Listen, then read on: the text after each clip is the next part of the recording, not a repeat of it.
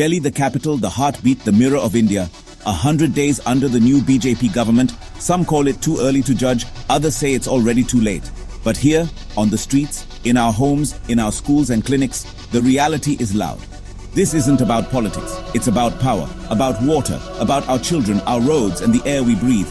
Let's talk about what's really happening in Delhi right now. Delhi's heat isn't forgiving, and neither are power cuts. Neighborhoods that enjoyed stable electricity for years are suddenly plunged into darkness. Fans stop, fridges shut off, tempers rise. And then, an electricity price hike, 7 to 10%, announced just weeks after the new government took charge. The explanation? A 27,000 crore rupee debt. But the question remains, should the common man pay for it immediately? As if power wasn't enough, the taps are dry. Even posh colonies are queuing for water tankers. The government blames Punjab. Punjab blames back. Meanwhile, Delhi's buckets remain empty. Parents across Delhi are protesting once again. Private schools have hiked fees sharply. Some even reportedly locked children inside classrooms over unpaid dues. The government's response? First, silence. Then committees, then vague promises of audits. Only after public outrage did CM Rekha Gupta appear, cameras flashing. A draft bill to regulate school fees was prepared, then quietly postponed. Why? No official reason. Rumors suggest political events took priority. The promise was, double-engine growth. But in these 100 days, honestly, the biggest announcements have just been the launches of central schemes.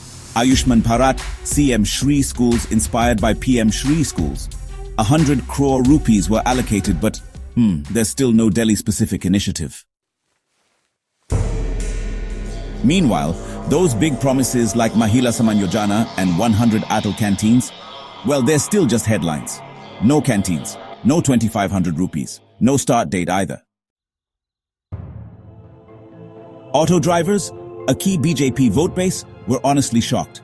EV Policy 2.0 announced a ban on registering new CNG three-wheelers from August 2025.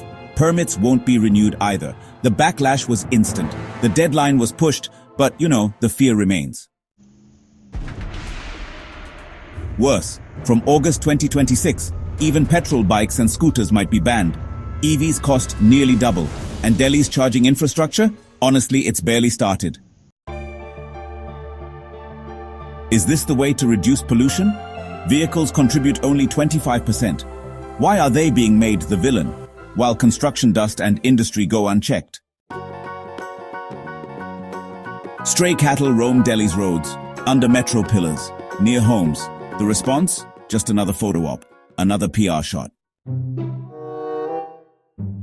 So, healthcare? Well, the BJP once mocked AAP's Mohalla clinics, but now they're actually rebranding them as Arogya Mandirs. Same locations, same services, just a new paint job. And honestly, it gets even worse. They've announced that over 2,500 Mohalla clinic staff will be terminated, just to replace them under a new name. CM Rekha Gupta spoke about cloud seeding, artificial rain. But let's be real, rain isn't a plan, it's just a band-aid. Road dust actually causes about 42% of PM10 and 20% of PM2.5 pollution. But construction and industry are still kind of untouched. It feels like vehicles are being punished, while honestly, the major polluters are just being ignored. To be fair, there have been some efforts. The Yamuna cleaning mission is, moving along. Sewage plants are being revived, so that's definitely progress. Illegal encroachments are being cleared out now. Public footpaths are finally opening up. Even those poster-clad metro pillars are being cleaned. But, May rains flooded Delhi. Streets were submerged, and yet the government chose to celebrate their 100 days in power with celebrities and confetti. Criticizing AAP for advertising and events only to do the same. The irony isn't lost on the public. And what about AAP? Once loud, once present, they've gone quiet. Arvind Kejriwal is missing from the streets. A few tweets aren't enough. Delhi deserves better, from the government and the opposition. 100 days isn't enough to fix a city, but it is enough to show intent. What we're seeing today isn't action, it's announcements, it's optics, and Delhi is watching. Have you felt these issues in your neighborhood? Power cuts, water shortages? Let us know in the comments. Share this video. And if you believe Delhi deserves accountability, don't forget to subscribe. Jai Hind.